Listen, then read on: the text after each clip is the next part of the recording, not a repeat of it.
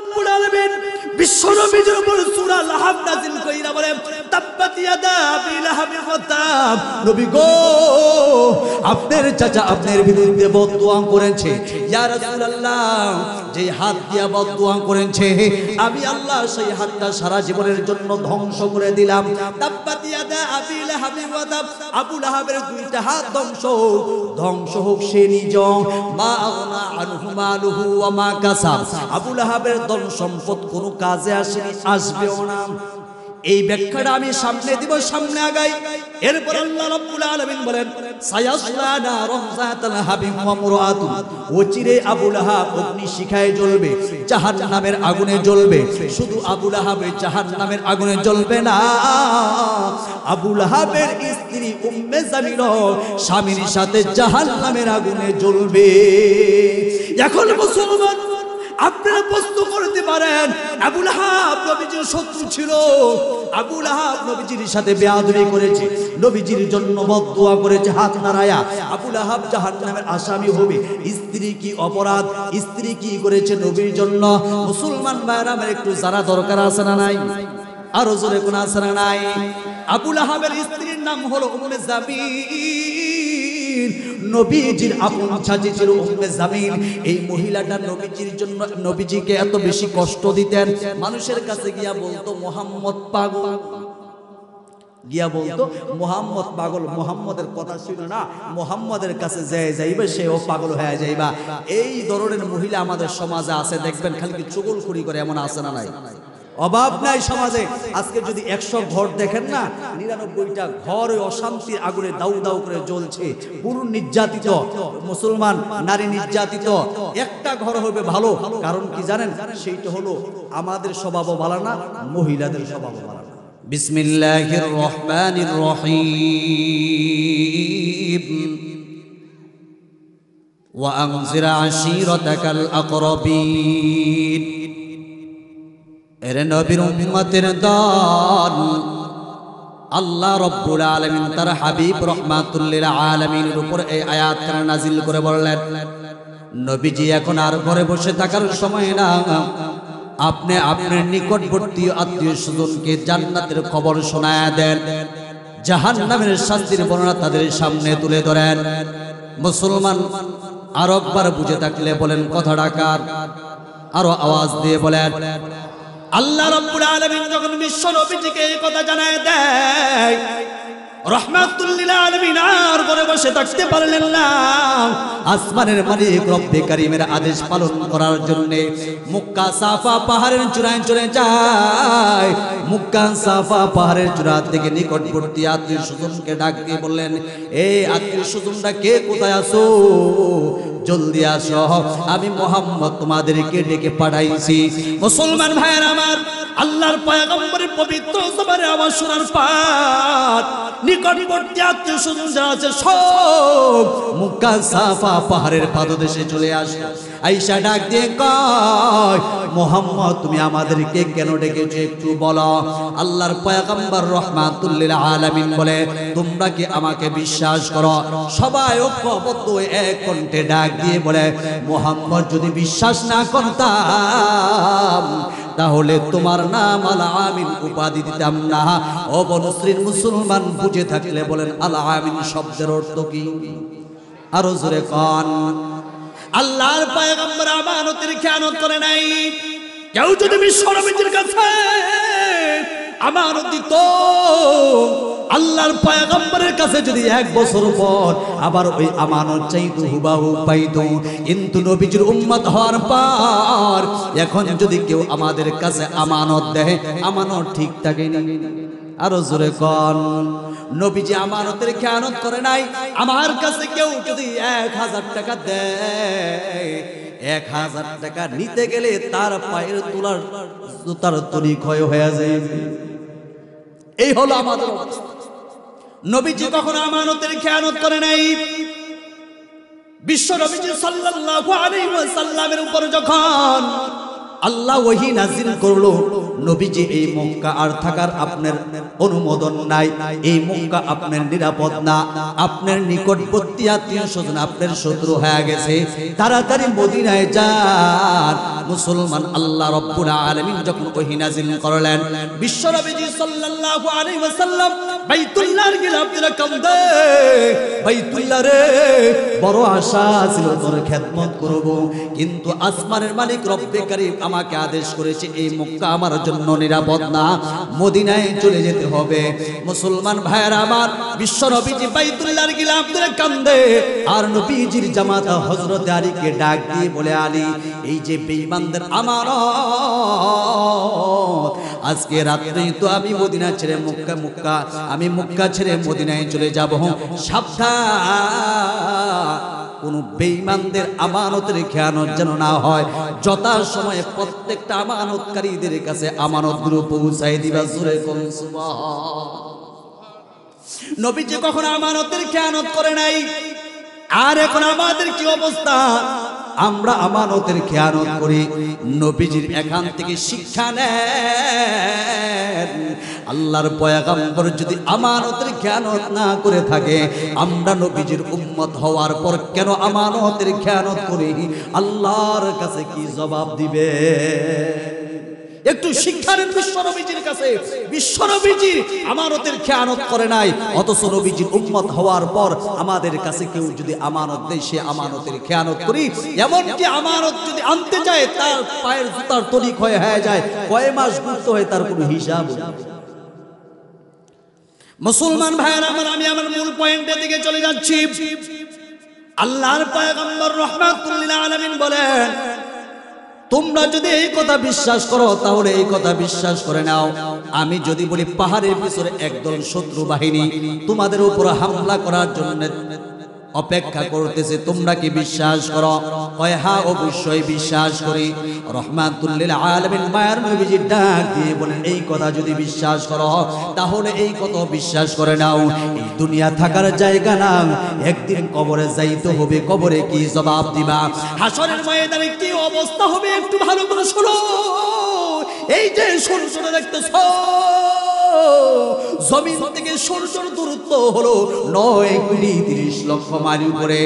মুসলমান বুঝে থাকলে বলেন কয় কোটি?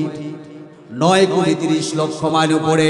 এই সূর্যটা যদি ভালো করে তাপ দেয়, কৃষকরা আর জমিনে থাকতে পারে না, সব বাড়ির দিকে দৌড়ায়। কথা বলেন ঠিক না বেঠিক? ওই হাসরের ময়দানে সূর্যটা প্রত্যেকটা মানুষের মাথার উপরে চলে আসবে। সূর্যের তাপে মানুষের মাথার মগজগুলো গলিয়া গলিয়া নাকের ছিদ্র দিয়া, কানের ছিদ্র দিয়া বেয়ে বেয়ে পড়তে থাকবে। ওই জাহান্নামের কষ্ট সহ্য করতে পারবা না। মায়ার নবীজি দুইটা হাত বাড়ায় বলেন, তোমরা যদি ওই জাহান্নামের আগুন থেকে বাঁচতে চাও, সূর্যের আযাব থেকে বাঁচতে চাও, আমার হাতে হাত রেখে বাইয়া থইয়া কালিমা পয়রা মুসলমান হয়ে গেলে আল্লাহ তোমাদের পিছনে সব গুনাহগুলো মাফ করে দিবি। या इलाही मुझसे मुझको दूर कर, ताकि देखो मुझ में तुझको एक नजर। या इलाही तू मेरा रहमान है, या इलाही तू मेरा रहीम है, या इलाही तू मेरा सत्तर है, या इलाही मेरा रहीम हाय। আমাদের আল্লাহ সেনা নাই, আরো জোরে কোন আল্লাহ। মনে হয় বুড়া হয়ে গেছে, চুলদাড়ি পেকে গেছে। আল্লাহু লা ইলাহা ইল্লা হুয়াল হাইয়ুল কাইয়্যুম। আল্লাহর লয় নাই, ক্ষয় নাই। মুসলমান এখনো আল্লাহ যেমন আছে সামনেও থাকবে, মনে হয় কিয়ামতের পরে আর থাকবে না। আরো জোরে কোন এর নবীর উম্মতের দল, এই বড় মজলিস থেকে শাহাদাত আঙ্গুলটা নারায় নারায় বলতে হবে, আমাদের আল্লাহ আছে না নাই? আমাদের সমাজে এমন কিছু যুবক আছে বলে there is no God, Allah বলতে কেউ নাই। নাউজুবিল্লাহ কর। আল্লাহ আছে না নাই? Allah is our creator, Allah is almighty, Allah is present everywhere. Allah আমাদের সৃষ্টিকর্তা, আল্লাহ সর্বত্রই বিরাজমান। কথা বলেন ঠিক না বেঠিক? মুসলমান ভাইয়েরা আমার, এখন শাহাদাত আঙ্গুলটা নাড়ায় নাড়ায়া আসমানের দিকে তাকায়া বলবেন আমাদের আল্লাহ আছে না নাই? আরো জোরে করে আল্লাহ আছে না নাই? আরো আওয়াজ দিয়ে বলেন আল্লাহ আছে না নাই? আসমানটাকে বানাইছে, জমিনটাকে বানাইছে, রাতকে দে, দিনকে দে। আচ্ছা মানুষ বলো দেখি রাত্রি কেন কালো? সূর্যমণি কোথা থেকে পেল এত আলো? পশু পাখি কয় না কথা, মানুষ কেন কয়? আচ্ছা মানুষ বলো দেখি কেমন করে হয়?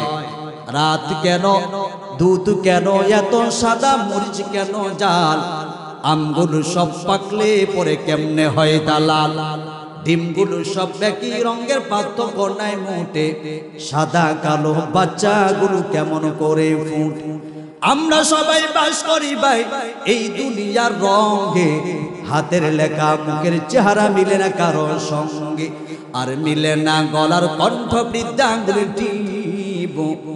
আল্লাহ তাআলা একজন আছে প্রমাণ হলো ঠিক। আরো জোরে কও ফাবিআই আলা'i রাব্বিকুমা তুকাযযিবান। जिससे कुरआन ऐ कलामे हक शनास रोनुमाए रब्बे नस अहमद बनस हरफे हरफर रस्ते दरबार मानाय मानाई दर मानाई दर मानाई। কোন কোন নিয়ামতের স্বীকার করবেন? আমি আপনাদের সামনে দুইটা হাত বাড়ায় দিলাম, এই দুইটা হাতের ভিতরে 5-5টা 10টা আঙ্গুর আছে। এই 10টা আঙ্গুরের ভিতরে দেখেন আল্লাহ রাব্বুল আলামিন করের ব্যবস্থা করে দিয়েছেন, প্রত্যেকটা করের ভিতরে স্প্রিনের ব্যবস্থা করে দিয়েছেন। ও মুসলমান, আল্লাহ বলেন এই দুইটা হাত যদি সোজা কইরা দিতাম, বাঁকা করার ক্ষমতা পৃথিবীর কোন মানুষের ছিল না। আরো জোরে কোন আল্লাহ বলে বান্দা শুধু তাই নয়, ওয়া ইন তাউদ্দু নি'মাতাল্লাহি লা তুহসুহা। কিয়ামত পর্যন্ত যদি আমি আল্লাহর কুদরতি ভাবে সিজদা পড়ে তুই যদি নিয়ামতের শুকর আদায় করতে থাকস আর আমার এই নিয়ামত গণনা করতে থাকস, তোর জীবনের আয়ু শেষ হয়ে যাবে, কিন্তু আমার নিয়ামতের শুকর আদায় হবে না, গণনা শেষ করতে পারবা না। কথা বলেন ঠিক কি না?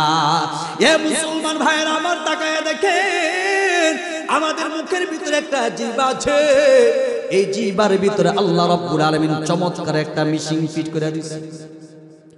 আপনি যখন বগুড়ার দই খাইবেন মজা এক রকমের, টাঙ্গালের চমচমা খাইলে মজা আর এক রকমের। আল্লাহু আকবার। আমি কয়েকদিন আগে বগুড়ায় গিয়েছিলাম, সেখান থেকে স্পেশাল আমাকে দই দিয়া দিয়েছে মাহফিলের কর্তৃপক্ষরা। আমার বাড়ির উনি কয় এত মজা আগে তো জানতাম না, এখন যাইবেন ডাবল ডাবল নিয়ে আইবেন। তো এই 7 দিল কে? আল্লাহ বলেন বান্দা এই চমৎকার স্বাদটা কে দিয়েছে? তুই যখন বগুড়া দই খাস মজা এক রকমের, তিতা জিনিস খাইলে অটোমেটিক জিহ্বাটা বইলা দেয় এটা তিতা জিনিস, মিষ্টি জিনিস খাইলে অটোমেটিক জিহ্বাটা মিষ্টি জিনিস। আল্লাহ বলে বান্দা চমৎকার একটা মেশিন ফিট করে দিলাম, 24টা ঘন্টা তো এই জিহ্বার দিকে তাকায় থাকি, কখন এই জিহ্বাটা নারায় নারায় আমি আল্লাহকে আল্লাহ বলে ডাক। যখন তুই তোর মারে মা বলে ডাক দেস, তোর মার কলিজা ঠান্ডা হয়ে যায়। যখন তুই তোর বাবারে বাবা বলে ডাক দেস, তোর বাবার কলিজা ঠান্ডা হয়ে যায়। আমি কি অপরাধ করলাম, কি অন্যায় করলাম? আমার তো বাবাও নাই, মাও নাই, আমার ছেলেও নাই, আমার মেয়েও নাই, তোরাই আমার আপন। কুল হুয়াল্লাহু আহাদ আল্লাহুস সামাদ লাম ইয়ালিদ ওয়া লাম ইউলাদ ওয়া লাম ইয়াকুল লাহু কুফুয়ান আহাদ। আল্লাহ বলেন আমার মাও নাই, বাবাও নাই, কেউ আমারে জন্ম দেয় নাই, আমি কাউকে জন্ম দেই নাই, আমার সন্তানও নাই, আমার সমকক্ষ কেউ নাই। আল্লাহ বলেন তোরাই আমার আপন। বান্দারে 24টা ঘন্টা তোর এই জিহ্বার দিকে তাকায় থাকি, কখন জিহ্বাটা নারায় নারায় আমি আল্লাহকে আল্লাহ বইলা ডাক দিবি। জোহরে ডাকলাম তোরে পাইলাম না, আসরে ডাকলাম তোরে পাইলাম না, মাগরিবে ডাকলাম তোরে পাইলাম না, ইশারে ডাকলাম তোরে পাইলাম না, ফজরে ডাকলাম তোরে পাইলাম না। রে বান্দা আমি কি অপরাধ করেছি? রাত্রে গভীরে যখন তাহাজ্জুদের নামাজ পড়িরা আমি আল্লাহকে আল্লাহ বইলা যখন সিজদা করো জমিনে মুহূর্তের ভিতরে এই সিজদা পৌঁছায় যায় আরশে আজিমে। আরো জোরে কান মুসলমান ভাইয়ের আমার, এই জন্য এই আল্লাহকে ডাকা দরকার আছে না নাই? আরো জোরে কোন আছে না নাই? আল্লাহর পয়গম্বর মায়ের নবীজি রাহমাতুল লিল আলামিন বলেন, যদি আমার হাতে হাত রেখা বাইয়া তুইয়া কালিমা পয়রা মুসলমান হয়ে যেতে পারো, আল্লাহ তোমাদের সব গুনাহগুলো maaf করে দিবে। নবীজি এই দিনে দাওয়াত দিলেন, কালিমার দাওয়াত দিলেন। দাওয়াত দেওয়ার পর সর্বপ্রথম যে বিরোধিতা করেছে নবীজির একজন আপন। নবীজি যখন কালিমার দাওয়াত দিলেন, সর্বপ্রথম আবু লাহাব দাঁড়ায় গেছে। আবু লাহাব দাঁড়ায় বলতেছে, মুহাম্মদ ভাতিজা, এই জন্য কি তুই আমাদেরকে এখানে ডেকেছ? তোর কি আর কাম নাই? এই পাহাড়ের পাদদেশে আমাদেরকে এই জন্য কি ডেকেছ? তখন নবীজির দিকে তাকাইয়া আবু লাহাব পাথরের একটা টুকরা নিয়া এইভাবে হাতটা নাড়ায়া নবীজির জন্য বদদুয়া করেছিলেন, তাব্বাল্লাকা লিহাদা জামাআতানা, মুহাম্মদ তুই ধ্বংস হ, মুহাম্মদ তুই ধ্বংস হ। জোরে কর নাউজুবিল্লাহ, আরো জোরে কর। এখনো এই আবু লাহাবের ছেলেবেলা আছে না নাই? আমার বিষয় হলো, মসজিদ মাদ্রাসার পক্ষে থাকলে সম্মান বাড়ায় দিবেন কে? আর মসজিদ মাদ্রাসার বিপক্ষে অবস্থান নিলে লানতের তক্তা গলায় ঝুলাই দিবেন কে? এই বিষয়টি বুঝাবার জন্য সামনে অগ্রসর হচ্ছে। মুহতারাম হাজিরিন, আমি আপনাদের কাছে জানবার চাই, নবীজির একেবারে নিকট যে কোলে পিঠে করে মানুষ করেছে, নবীজির চাচা আবু লাহাব নবীজির বিরুদ্ধে বদদুয়া করে, নবীজি চোখের পানি ধরে রাখতে পারে না। ও মুসলমান, যেই কথাটা বুঝাতে যাচ্ছি, এখনো কিছু মানুষ আছে মসজিদ মাদ্রাসা দেখতে পারে না, মসজিদ মাদ্রাসার বিরোধিতা করে, কি করে না? আরো জোরে কর। তো আমি বলতে চাই, যারা মসজিদ মাদ্রাসার বিরোধিতা করবে তারা, তাদের অস্তিত্ব থাকবে না। মসজিদ মাদ্রাসা কিয়ামত পর্যন্ত থাকবে।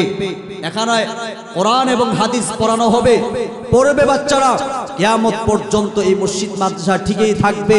যারা এই মসজিদ মাদ্রাসার বিরোধিতা করবে তারা থাকতে পারবে? ওয়ামাকারু ওয়ামাকারাল্লাহ, নবীজির সাথে যারা দুশমনি করেছে, বেঈমানি করেছে, নবীজিকে মারার জন্য যারা ষড়যন্ত্র করেছে, আজকে তাদের অবস্থা কেমন একটু ভালো করে শুনেন। এই আবু লাহাব থেকে শিক্ষা নেবেন, তাদের কি অবস্থা। সামনে আমি অগ্রসর হচ্ছি, একটু দিলের কানে শুনবেন। আমি সূরা লাহাবের সংক্ষিপ্ত তাফসীর করছি, সামনে অগ্রসর হচ্ছে ইনশাআল্লাহ। মুহতারাম হাজিরিন, নবীজির চাচা আবু লাহাব যখন নবীজির বিরুদ্ধে বদদুয়া করলেন, তাব্বাল্লাকা লিহাদা জামাআতানা, মুহাম্মদ তুই ধ্বংস হ, আল্লাহর পয়গম্বরের চোখের কোনা দিয়া পানিগুলো বেয়ে বেয়ে পড়তেছে। নবীজি চোখের পানি ধরে রাখতে পারলেন না। যেই চাচা আমাকে কোলে পিঠে করে মানুষ করেছে, আজকে কোরআনের পক্ষে থাকার কারণে, ইসলামী আন্দোলন করার কারণে, কালিমার দাওয়াত দেওয়ার কারণে, যেই চাচা আমাকে কোলে পিঠে করে মানুষ করেছে, ওই চাচা আজকে আমার বিরুদ্ধে বদদুয়া করলো। যেই চাচা আমার মা হারা কষ্ট বুঝতে দেয় নাই, আমার বাবা হারা কষ্ট বুঝতে দেয় নাই, আমার দাদা হারা কষ্ট বুঝতে দেয় নাই, আজকে শুধু কোরআনের পক্ষে থাকার কারণে, ইসলামী আন্দোলন করার কারণে, কালিমার দাওয়াত দেওয়ার কারণে, দাওয়াতে তাবলীগের মেহনত করার কারণে, আজকে আমার আপনজন আপন চাচা আমার বিরুদ্ধে অবস্থান নিয়েছে। মুসলমান, এখনো এমন লোক আছে না নাই? আরো জোরে কোন আছে না নাই? এমন লোকের অভাব নাই। আপনি যখন হকের কথা বলবেন, বলবেন এটা তো জঙ্গি, ঠিক না? অপরাধ একটাই, কোরআনের পক্ষে কথা বলি। এই যে গত বছর আমার 20 থেকে 25টা প্রোগ্রাম বন্ধ করে দিয়েছে, কারণ একটাই, হুজুর কেন হকের পক্ষে কথা বলে, কোরআনের পক্ষে কথা বলে, এইটাই আমাদের অপরাধ, আর কোনো অপরাধ নাই। আমরা কোনো দলও করি না, কিছু করি না, শুধু মানুষকে হাতে পায়ে ধইরা বুঝাইয়া বলি, ভাই আসেন নামাজে, আসেন আল্লাহর কাছে। কি জবাব দিবেন? আমরা চাই সব উম্মত একসাথে আল্লাহর তৈরি জান্নাতে থাকতে, কথা বলেন ঠিক কি না? এইটাই আমাদের অপরাধ। ও মুসলমান ভাইয়ের আমার, যারা 16টা বছর কথা বলতে দেয় না, এরা আছে? আছে আছে আছে। ওই খেলা হইবে, আমরা তো প্রস্তুত খেলার জন্য, তারা কই? আচ্ছা, একটা জিনিস আমাকে বুঝে থাকলে বলবেন, এলাকায় বিয়া হইলে সর্বপ্রথম কে জানে? কুত্তায় জানে। কি জানে? কুত্তায় জানে। তো এলাকার চেয়ারম্যানের মেয়ের সাথে মেম্বারের ছেলের বিয়া। এখন এই খবর আবার কুত্তা মিয়াই জানছে। কুত্তায় জানার পরে দেখবেন কুত্তাদের একটা লিডার থাকে এলাকায়, বড় লিডার কল মিটিং ডাকলো, আগামীকাল অমুক জায়গায় এলাকার যত কুত্তা আছে ব্যাগ কুত্তা একসাথে হইবা। তো সব কুত্তা আগামীকাল একসাথে হইছে। এখন বড় লিডার ডাক দিয়ে কয়, এই শুনছনি, আগামী মাসের অমুক তারিখে এলাকার চেয়ারম্যানের মেয়ের সাথে মেম্বারের ছেলের বিয়া, দাওয়াত পাইছনি? কয় হ্যাঁ পাইছি। গরুটা মোটা তাজা হবে নি? কয় হ্যাঁ হয়েছে। এখন লিডার ডাক দিয়ে কয়, শোনো, বিয়ার অনুষ্ঠান শেষ হওয়ার আগ পর্যন্ত বহিরাগত কোনো কুত্তা যেন এলাকায় না ঢুকতে পারে। দেখবেন বিয়ার অনুষ্ঠানে এলাকার যে কুত্তাগুলো আছে এগুলো খালি ঘুরবে, বাইরে কোনো কুত্তা এলে এলাকার কুত্তাগুলো ৫-৬টা ওইটার বেড়া ধরবে, ঠিক না? এখন বিয়ার অনুষ্ঠান শেষ শুরু হয়ে গেছে। বড় লিডার ডাক দিয়ে ছোড়ারে, যা গিয়া দেখে কতটুকু খাবার দাবার হয়েছে। ওইটাই গেছে, গিয়া দেখি এর খাবার দাবার হবাই মাত্র গরম পানি করতেছে। কি করতেছে? হবাই মাত্র গরম পানি করতেছে। তো কুত্তাদের একটা স্বভাব হইলো ডেকের আশেপাশে ঘুরবে। এখন বাবুর্চি দেখছে চান্দি গেছে গরম হইয়া। বাবুর্চি বলে, এখনো খাবার পাক করতে পারি না, হবাই মাত্র গরম পানি করতেছে। কুত্তায় হাজির। বাবুর্চি এক বালতি গরম পানি উঠাইয়া কুত্তার শরীরে মারছে। কুত্তায় ক্যাং ক্যাং করে বড় নেতার কাছে গেছে। বড় নেতা জিজ্ঞাসা করে, কিরে তোরে কেমন খাওয়াইছে? কয়, স্যার কইেন না, আমি গেছি মুতনে আর দেরি করে নাই, সাথে সাথে গরম গরম দিয়া দিছি। বুঝেন নাই মনে হয়? আরে কি করছে? গরম গরম দিয়া দিছে। মাশাআল্লাহ, তোর তো ভালোই মেহমানদারি করাইছে। এখন দ্বিতীয়টার বাড়াইছে, যা তুই যা, হেরা বলে গরম গরম দিছে। হেইটাই গেছে, এইটাই গিয়ে দেখি এর খাবার দাবার মোটামুটি পাক করতেছে আর কি। এখন কুত্তাদের একটা স্বভাব বলে, এটা গরম না ঠান্ডা এত কিছু বুঝে না, সর্বপ্রথম নাকটা ডেকের সাথে লাগাই দিবে। এদিক দিয়া বাবুর্চি দেখছে চান্দি গেছে গরম হইয়া। বাবুর্চির হাতে বড় একটা চামিচ ছিল, এই চামিচ দিয়ে হোমানে বাড়ি। এটাই বাড়ি খাইয়া দৌড়ে বড় নেতার কাছে গেছে। বড় নেতা জিজ্ঞাসা করছে, রে হ্যাঁ তো গরম গরম দিছে, তোরা কেমন দিছে? স্যার কইেন না, আমি গেছি মতন আর দেরি করে নাই, সাথে সাথে একেবারেই বসাইয়া দিছে। মাশাআল্লাহ, তবে দুইটার তো ভালোই খেদমত করছে রে, ভালোই মেহমানদারি করাইছে, আমি যাই। এই দুইটা কই, যা আজকে হের খবর আছে। এখন বড় নেতায় গেছে, একের চুলমুলা আসইরা কানমান সোজা করে, কুত্তা তো গেছে, গিয়া দিয়ে মাশাআল্লাহ খাবার তো পাক হয়ে গেছে। গরু গোশত, কাবাব, টিক্কা সব পাক করা ঘরের ভিতরে রাখছে। যখন বড় নেতায় ঘরের ভিতরে ঢুকছে, এদিক দিয়া বাবুর্চি দেখছে চান্দি গেছে গরম হয়। একটু আগে দুইটারে তারাইছে, এখন আরেকটা আইছে। বাবুর্চি দেখা ঘরের দরজা জানা লাগায় বড়টারে এমন হুমারে পিডা, বড়টাই পিডান খাইয়া দৌড়। বাকি দুইটা জিজ্ঞাসা করে, স্যার কেমন খাওয়াইছে? কয়, আরে তোকে দুইটারে তো সাইরা দিছে, আমারে স্যার হই না, আমারে দরজা জানা লাগে খাওয়াইছে। হ্যাঁ রে, বড় দরজা জানা লাগে খাওয়াইছে। তো ঠিক তেমনই ভাবেন, এখন থেকে যারা ইসলামের বিপক্ষে কথা বলবেন, মসজিদ মাদ্রাসার বিপক্ষে কথা বলবেন, মসজিদ মাদ্রাসা বন্ধ করার জন্য কমিটি ষড়যন্ত্র করবেন, তাদেরকে কুত্তার মতো দরজা লাগায়া বিড়াল হবে। কথা বলেন ঠিক না বেঠিক? আরো জোরে গান, ঠিক না বেঠিক? 16টা বছর আমাদের কথা বলতে দেয় নাই, আজকে তারা কই আমরা ওপেনে কথা বলতেছি। যারা বলছে খেলা হবে, আজকে আছে? আরো জোরে গান আছে? কোথায় আওয়ামী লীগ, কোথায় কাদের কাকা, কোথায় গেল ওই জালিমদের গরম গরম কথা? কথা বলেন ঠিক না ঠিক? আরে খেলা হবে, খেলা হবে, খেলা হবে, খেলা হবে, খেলা হবে বলে কাকাই গেল পালায়া। আল্লাহ তোমার দরবারেতে লাখো শুকরিয়া, হাসিনায় পালাইছে দেশটা ছাড়িয়া, হাসিনায় পালাইছে দেশটা ছাড়িয়া। কথা বলেন ঠিক না ঠিক? যদি না কর মনে করুন ওই দলের, হাসিনায় পালাইছে এ দেশটা ছাড়িয়া, হাসিনায় পালাইছে হে দেশটা ছাড়িয়া। আলেম ওলামার দুশমনেরা হয়ে যাও সাবধান, নবীজির দুশমনেরা হয়ে যাও সাবধান, নইলে জুতার বাড়ি খাবি, হারাবি সম্মান। আরে ফেরাউন খোদার সাথে বেয়াদবি করেছে, তাই তো সাগরে ডুবে সে মরেছে। মরার আগে কতবার বাঁচাও বাঁচাও বলেছে, আরে মরার আগে কতবার বাঁচাও বাঁচাও বলেছে। জিবরাইল আমিন তাহার মুখে কাদা ছুঁড়ে মেরেছে, জিবরাইল আমিন তাহার মুখে কাদা ছুঁড়ে মেরেছে। আলেম ওলামার দুশমনেরা হয়ে যাও সাবধান, নবীজির দুশমনেরা হয়ে যাও সাবধান, নইলে জুতার বাড়ি খাবি, হারাবি সম্মান। কথা বলেন ঠিক কিনা? আর নমরুদ খোদার সাথে বেয়াদবি করেছে, তাই তো ল্যাংড়া মশা তাহার নাকে ঢুকেছে। মশায় যখন কামড় দেয় জুতার বাড়ির প্রয়োজন হয়, ঠিক না ঠিক? আর আওয়াজ দিয়ে বলতে হবে ঠিক না ঠিক? আরে মশাই যখন কামড় দেয় জুতার বাড়ির প্রয়োজন হয়, সেই জুতার বাড়িতে নমরুদ আবার মরেছে।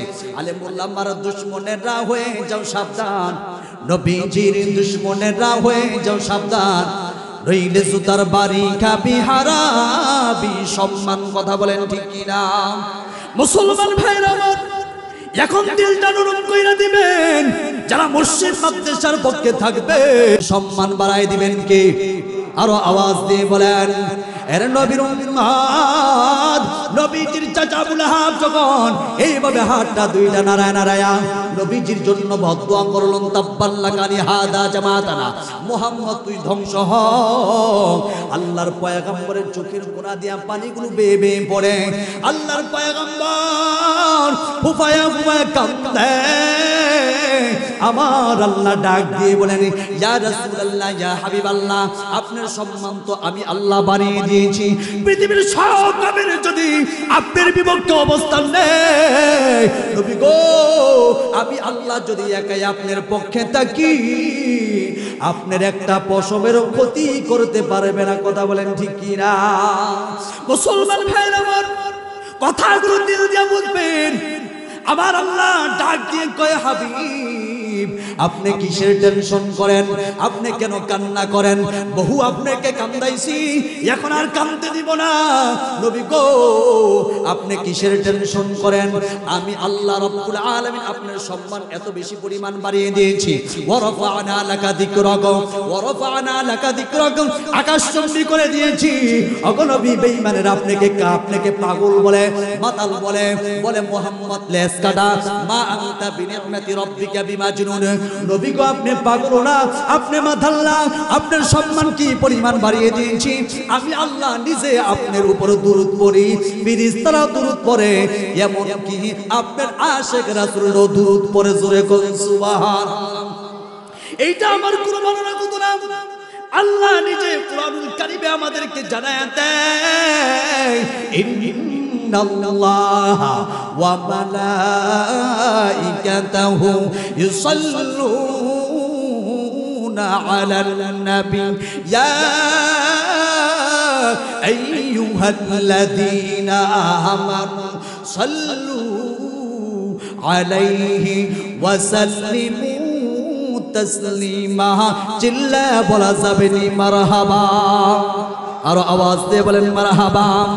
আল্লাহ বলেন, ইন্নাল্লাহা ওয়া মালাইকাতাহু, নিশ্চয় নবী গো আমি আপনার উপর দুরূদ পড়ি, ফেরেশতারাও দুরূদ পড়ে, আপনার আশিক রাসূলরাও দুরূদ পড়ে।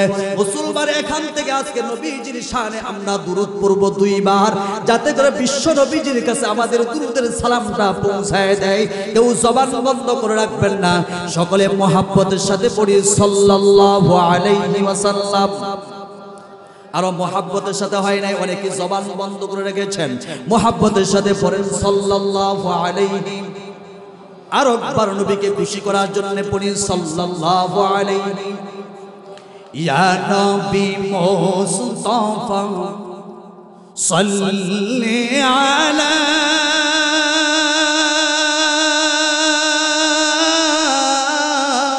তোমারি দুরূদ পড়ে আল্লাহ তাআলা, তোমারি দুরূদ পড়ে আল্লাহ তাআলা। নবীরে ভালোবাসেন, জবান খুলে পড়েন, ইয়া নবী মুস্তাফা সাল্লি আলা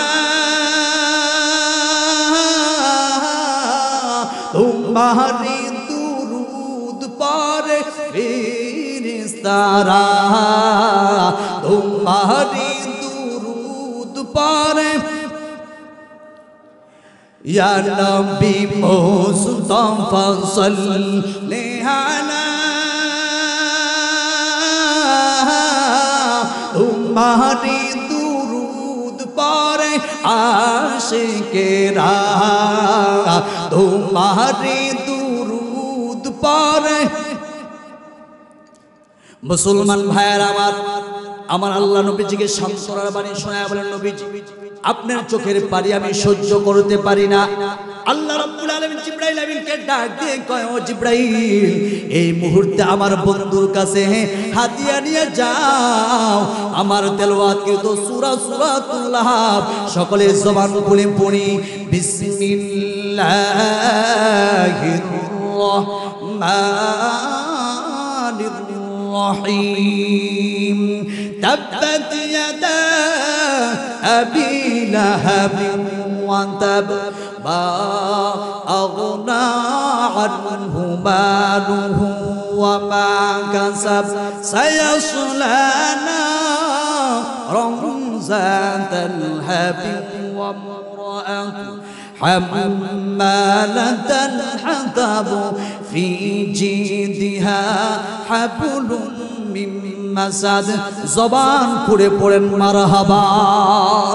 আল্লাহ রাব্বুল আলামিন বিশ্বনবীর উপর সূরা লাহাব নাযিল কইরা বলেন, তাব্বাত ইয়াদা আবি লাহাবিন ওয়া তাব। নবী গো, আপনার চাচা আপনার বিরুদ্ধে বদদুয়া করেছে। ইয়া রাসূলুল্লাহ, যে হাত দিয়া বদদুয়া করেছে, আমি আল্লাহ সেই হাতটা সারা জীবনের জন্য ধ্বংস করে দিলাম।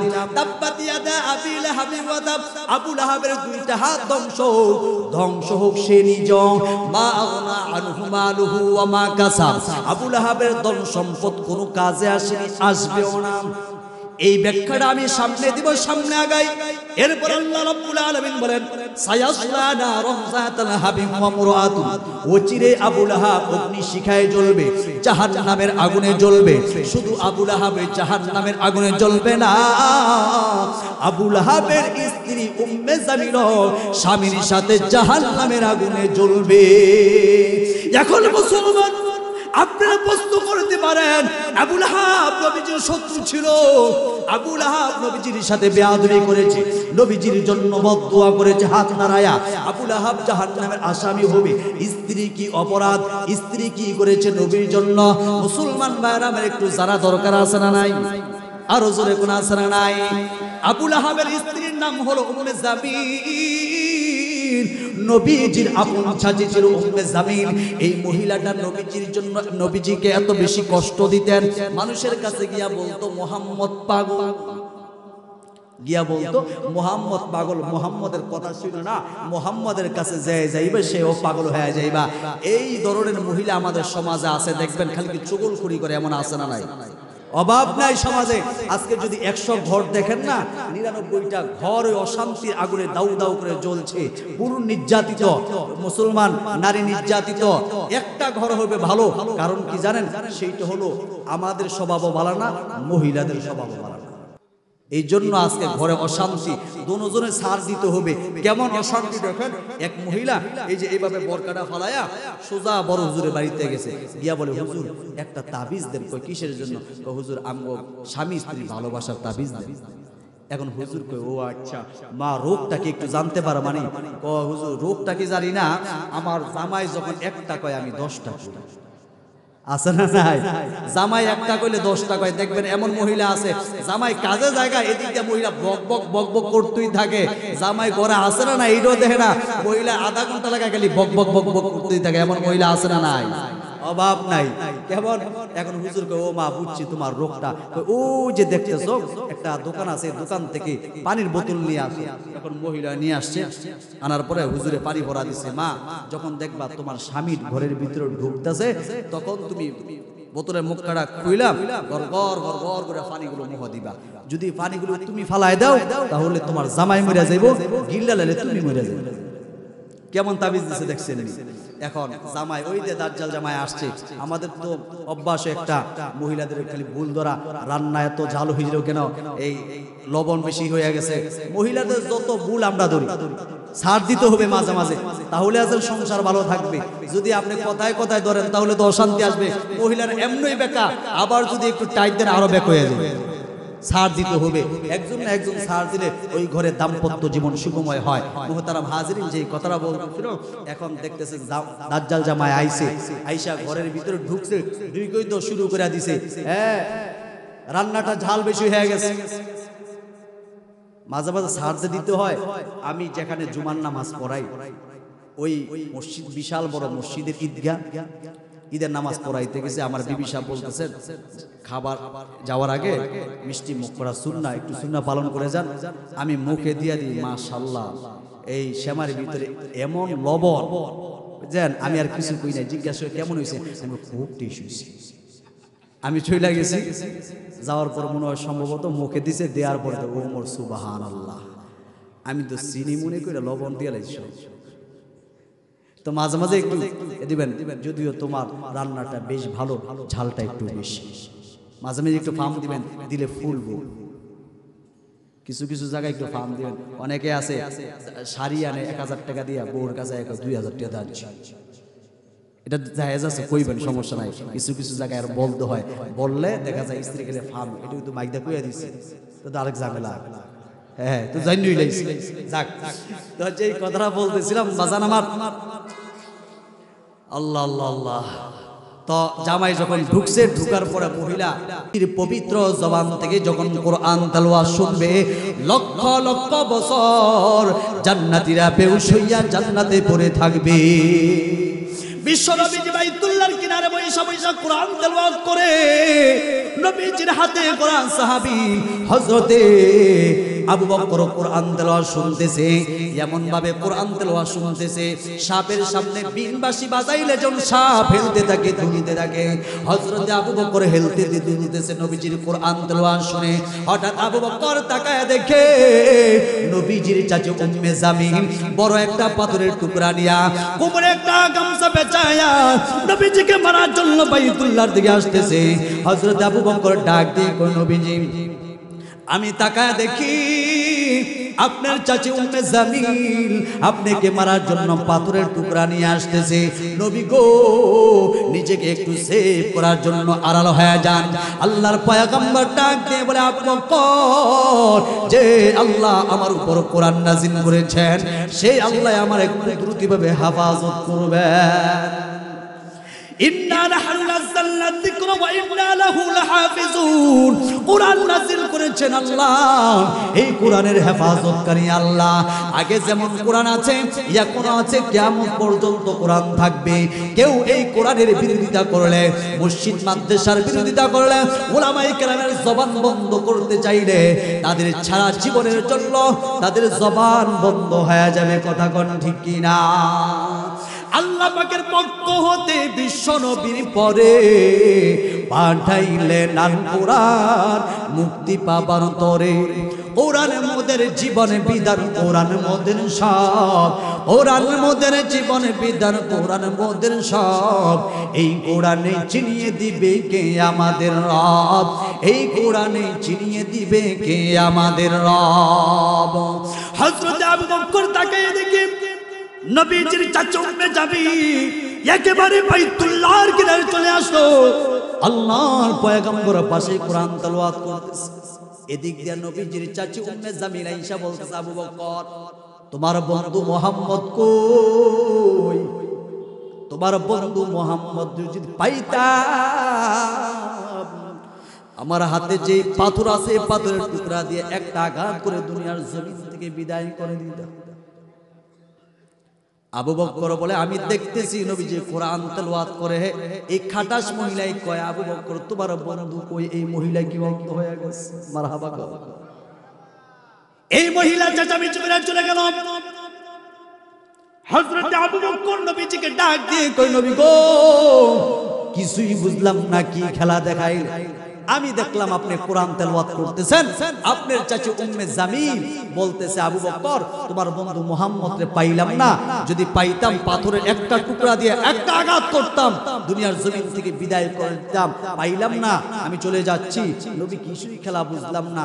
নবীজি বলেন, আবু বকর, যখন আমার চাচা উম্মে জামিল আমার কাছে চলে আসলো, আল্লাহ রাব্বুল আলামিন আল্লাহর রহমতের চাদর টানায় দিছে আমার এবং আমার চাচা উম্মে জামিলের মাঝখানে, যার কারণে এই বদ মহিলা, এই খাটাস মহিলা আমার দেখতে পাই নাই। আল্লাহ আমার কুদরতিভাবে হেফাজত করেছে। জোরে কোন সুবহানাল্লাহ। এখনো যদি মাদ্রাসা মসজিদের পক্ষে থাকেন, সম্মান বাড়ায় দিবেন কে? হেফাজত করবেন কে? মনে আছে তো ইনশাআল্লাহ? এই মহিলার মৃত্যুটা কেমন হয়েছে 1 মিনিটের ভিতরে শেষ করে দিই। এই মহিলা জঙ্গলে লাকড়ি টোকাই, এমন কৃপণ ছিল এই মহিলা, মৃত্যুটা কেমন হয়েছে? কেউ যদি লাকড়ি নিয়ে যায়, মহিলা লাকড়ির এক মাথা রশি দিয়া বাঁধতো, রশির অবশিষ্ট মাথাটা মহিলার গলার মধ্যে বাইন্ধা রাখতো, যাতে করে কেউ লাকড়ি না নিয়ে যাইতে পারে। একদিন এই মহিলা লাকড়ি টোকাইতে গেছে, ক্লান্ত শান্ত হয়ে গেছে, চোখে ঘুম চলে আসছে। মহিলা লাকড়ি বাইন্ধা অবশিষ্ট মাথাটা দড়ির মাথাটা গলার মধ্যে বাঁধছে। মহিলা যখন একটু কায়দ হয়েছে, আল্লাহ বলেন এই তো সুযোগ। আল্লাহ তো সবসময় সুযোগ, ঠিক না? ফেরেশতাদের মাধ্যমে সাথে সাথে ওই মহিলার লাকড়িগুলো ফালাই দিছে। ওই যে গলার ভিতরে রশি টানানো ছিল, বান্দা ছিল, ফাঁস লাগিয়া সেখানে শেষ। এখন মুসলমান আসুন, অল্প সময়ের ভিতরে শেষ করে দিব। নবীজিকে সবচেয়ে বেশি যে কষ্ট দিয়েছে নবীজির চাচা আবু লাহাবের মৃত্যুটা কত ভয়ঙ্কর হয়েছে। মুসলমান এখান থেকে শিক্ষা নেন, নবীজির বিরুদ্ধে অবস্থান নেওয়ার কারণে, মসজিদ মাদ্রাসার বিরুদ্ধে অবস্থান নেওয়ার কারণে আল্লাহ তার মৃত্যুটা কত ভয়ঙ্কর দিয়েছে। তাফসীরের কিতাবের মাঝে লেখেন, আবু লাহাব যখন নবীজির বিরুদ্ধে এইভাবে হাত দুইটা নাড়ায় নাড়ায় নবীজির বিরুদ্ধে বদদুয়া করেছিল, তাব্বাল্লাকা লিহাদা জামাতানা, মুহাম্মদ তুই ধ্বংস হ। আল্লাহর পয়গম্বরের চোখের কোনা দিয়া পানিগুলো দর দর দর করে পড়তো। নবীজি তখন একটা দোয়া করেছেন, আল্লাহ আজকে যদি আমার বাবা থাকতো, আমার চাচা আমার বিরুদ্ধে অবস্থান নিতে পারতো না। আজকে যদি আমার বাবা বেঁচে থাকতো, আমার চাচা উম্মে জামিল আমার বিরুদ্ধে অবস্থান নিতে পারতো না, রাস্তায় কাটা বিছায় রাখতে পারতো না, আমার বিরুদ্ধে বদনাম করতে পারতো না। আল্লাহ গো, আমার চাচার অবস্থানটা দুনিয়াতে দেখতে চাই। আল্লাহ ডাক দিয়ে কয়, হাবিব আপনার চোখের পানি আমি বিধা যাইতে দিব না। আল্লাহ রাব্বুল আলামিন আবু লাহাবের মৃত্যুটা কেমন দিয়েছে একটু ভালো করে শুনেন। বদরের যুদ্ধের 7 দিন পর আবু লাহাবের গলায় একটা ফুট হইছে। এই ফুটের যন্ত্রণা আবু লাহাব সহ্য করতে পারে না। এত পাওয়ার, এত ক্ষমতা, একটা ফুটের সামনে আবু লাহাব হার মাইনা গেছে। যার হুঙ্কারে পুরা এলাকার মানুষ থরথর করে কাঁপতো, একটা ফুটের সামনে আবু লাহাব হাইরা গেছে। কোন তাফসীরে কিতাবের মাঝে লেখেন, আবু লাহাবের ছোট্ট ছোট্ট গোটা হয়েছে, বসন্ত হয়ে গেছে, পুষের মতো দুর্গন্ধ শুরু হয়ে গেল। এলাকায় যখন এই দুর্গন্ধ ছড়িয়ে যাচ্ছে, এলাকার সব মানুষ একসাথে হইয়া বলতে লাগলো, আবু লাহাবের গায়ে এমন এক রোগ হইছে, এই রোগ যদি আমাদের এলাকায় ছড়িয়ে যায়, নির্ঘাত মানুষ মারা যাবে। কি করা যায়? কয় তাড়াতাড়ি লিডারকে বন জঙ্গলে রেখে আসো, যেখানে কোনো মানুষ না যায়। এ মুসলমান যারা মসজিদ মাদ্রাসার বিপক্ষে অবস্থান, একটু ভালো করে শোনেন। আবু লাহাবকে নিয়ে বন জঙ্গলে রেখে আসলো, যেখানে কোনো মানুষ যায় না। এইভাবে মুসলমান মৃত্যুর যন্ত্রণায় ছটফট করতেছে। কেউ যদি তার সন্তানকে বলতো,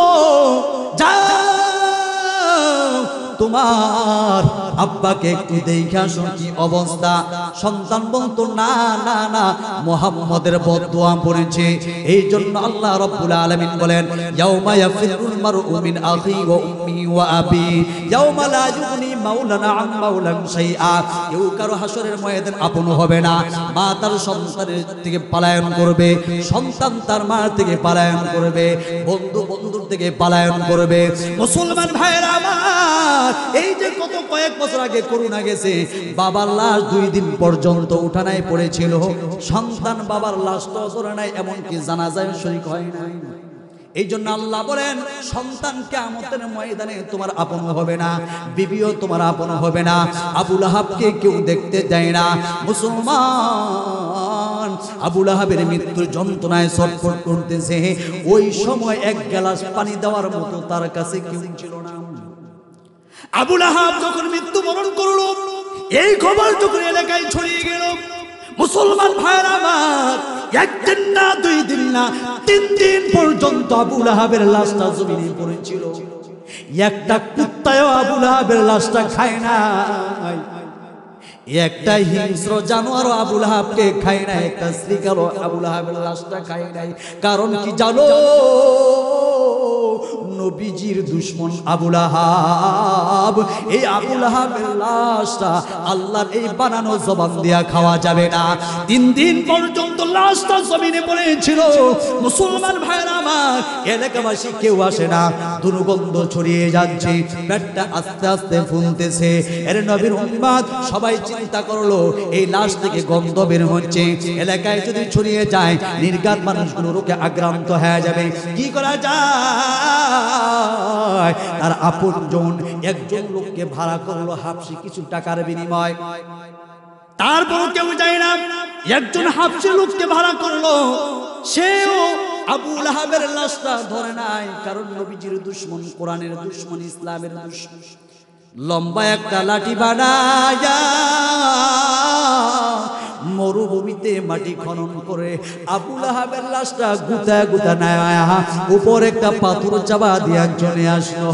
ও মুসলমান, এই আবু লাহাবের মৃত্যু কত ভয়ঙ্কর, এইটা তো দুনিয়ায় তার শাস্তি পরকাল তো তার জন্য অপেক্ষা করতেছে। অথচ আবু বকরের দিকে তাকায় দেখেন, আবু বকর নবীজির অনেক দূরের মানুষ ছিল, কিন্তু আল্লাহ রাব্বুল আলামিন আবু বকরের দাম কেমন বাড়ায় দিছে, ওমরের দাম কেমন বাড়ায় দিছে, উসমানের দাম কেমন বাড়ায় দিছে। রাদিয়াল্লাহু আনহু ওয়া রাদু আন। আল্লাহ বলেন আবু বকর আমার উপর রাজি খুশি, আমি আবু বকরের উপর রাজি খুশি। উসমান আমার উপর রাজি খুশি, আমি উসমানের উপর রাজি খুশি। আল্লাহ ডাক দিয়ে কয় আবু বকর টেনশনের কোনো কারণ নাই, উসমান টেনশনের কোনো কারণ নাই, আলী রে টেনশনের কোনো কারণ নাই। আমি আল্লাহ দুনিয়ার জমিনে জান্নাতের টিকিট পাঠায় দিলাম।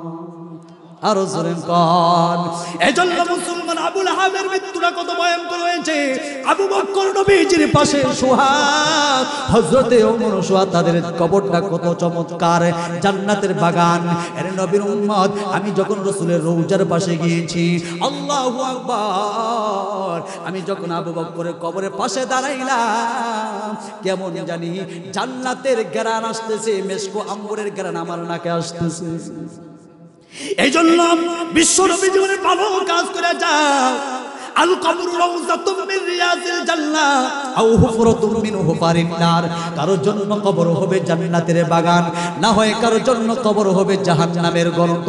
বন্ধু, যদি আমল নিয়ে ভালো করে যাও, কবরটা জান্নাতের টুকরা হয়ে যাবে।